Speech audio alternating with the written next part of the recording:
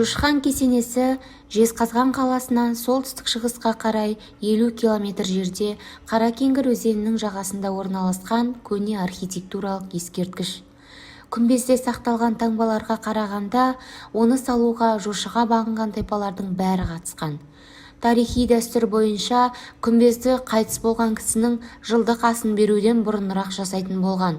Соған қарағанда 1227 жылы қайтыс болған жошыға 1228 жылы күмбез тұрғызылған болу керек.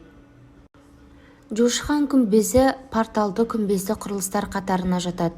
Жобасы тік бұрышты. Құрылыс материалдары күйдірілген кірпіш, ғаныш. Көзге айрықша түсетін нәрсе салтанатты порталы. Портал жақтауларын өрнекті кірпішпен безендіріп, кигіз үйдің басқұрына ұқсатқан. Бұл кірпіштерде өрнекпен бірге жазуда болған. 1911 жылы Атбасар уезін билеген бір ұлық өрнекті кірпіштерді сыдырып алып музейге жібереді. Қазір кірпіштердің кейбір сынықтары ғана сақталған. Ежелгі құрылыс әдісінің бірі күмбез орнату.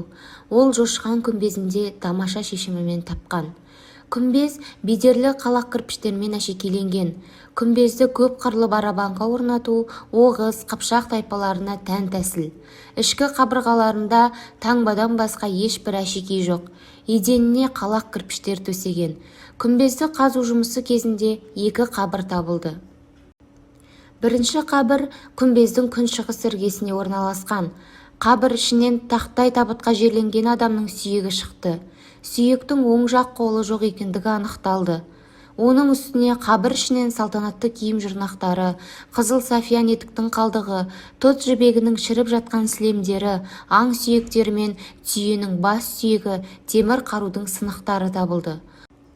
Екінші қабір жошының үлкен бәйбішесі Бектумуштікі болуға тиіс. Қабір астына төселген қала кірпіштерде араб әрпімен Ақбал деген сөз бірнеше қайтара жазылған.